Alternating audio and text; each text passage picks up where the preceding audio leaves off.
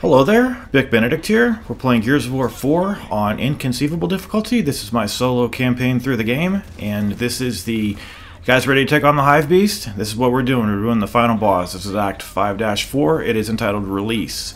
So before you get the first checkpoint over here, you've got to take care of these cankers, and they're very difficult. 2 shots from them and you're dead. So what you need to do is you need to look on the ground for where the tremors are coming, and then those are going to open up a hole in the ground and all the cankers are going to come out.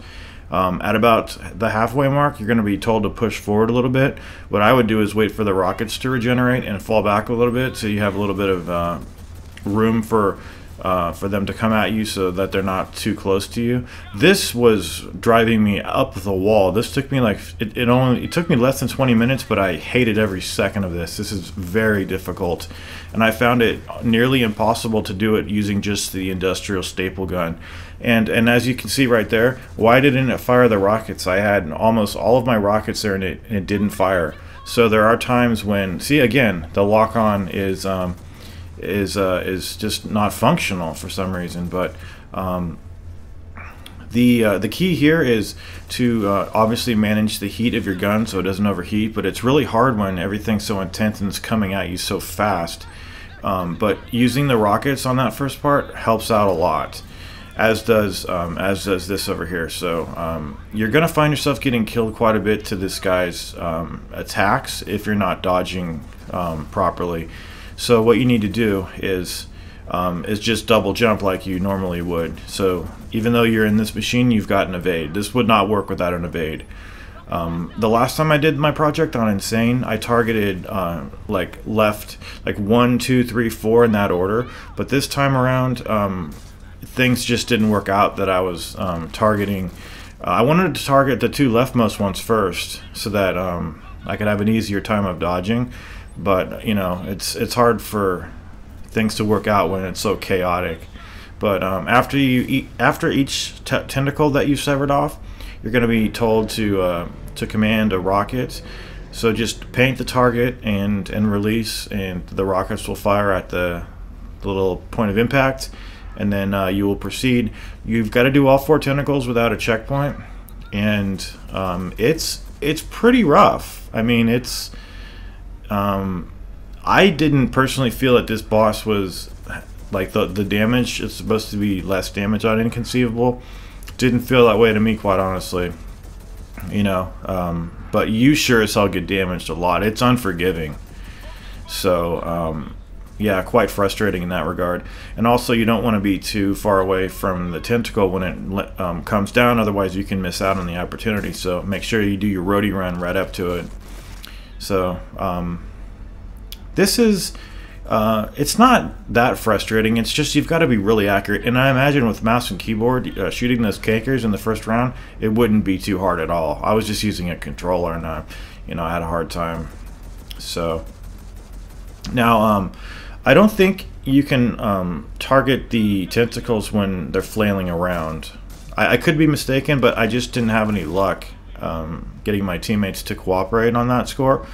But yeah, just keep it's just rinse and repeat. So I don't like that phrase, but it's just doing the same thing over 4 times and you don't get a checkpoint, and just properly evading. I was actually evading too late in most instances, so that's what I learned from this, that you want to preempt your dodge a little bit if you're having problems. If you see yourself getting put down, that could be the problem, that you're not preempting your dodge enough. I'm also not sure if the tentacles, when it's falling down, if it falls on you, can it kill you? I'm not sure on that one. But here's the next checkpoint. Right after you do this part, you're going to go up to the downed chopper. I'm not sure if I think Marcus might have been in there. But anyway, you're going to be grabbing the blade off of the chopper, running forward, holding in the 2 triggers to block the onslaught of the cankers that it shoots forward out of its chest, and then roadie running a little bit. Now there's 2 things to note on this. There are 3 barrages of cankers when he shoots them at you, and also it takes time for the animations of the blade to get in front of you. So you could find yourself not clicking in the triggers fast enough and getting killed because he's shooting the cankers too fast at you, and you're not starting to block fast enough. So what they want you to do is they want you to approach each of the legs, and you're going to be continually driven back, but just keep pressing forward, approach the legs, and again, you've got to preempt your dodge so that you're not dodging too late. Okay, so now that we've taken one out, we're just going to do the same thing to the other leg. Just block early is basically what I was trying to say on that. Just block early. And for some reason on this part over here, he pushed me. I'm not sure if this is part of the story conceit, because I tried to approach his leg, the second one, and I got pushed back all the way to the beginning. I'm not sure if that happened before. I can't remember. But I died a couple of times because I was dodging too late. But at the end of the video, I don't have it set up so that I receive any notifications. And I don't think the Windows DVR captures those. So what I'm going to do instead is I'm going to use my screen capture software to take you guys from the game to the Xbox app where the game is located and where you can find all of the statistics for it. So I had a little bit of detection problems over here too. I had a hard time getting the game to let me press Y over here, but once you press Y, you just see, come on, work, please work. There we go. Okay, so I'm going to take you guys to the Xbox app. This is where the notifications are, or excuse me, the achievements. These are the achievements where they're located, and it has the most recent one right at the top.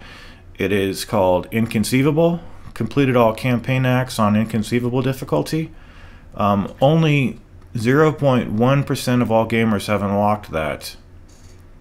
It's a new difficulty, isn't it? So, I mean, not many folks are going to do it, but good for you. If you did it, good for you. And if you were using this for insane difficulty, good for you too. You know, always try your hand at something harder than you think you can do, and try not to doubt yourself too much, because I'm a self-doubter.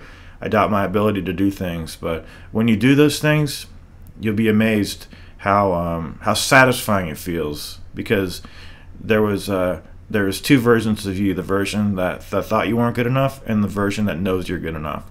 So that has been my Inconceivable difficulty walkthrough, guys. I've covered Gears 4 twice now, and I don't regret it at all.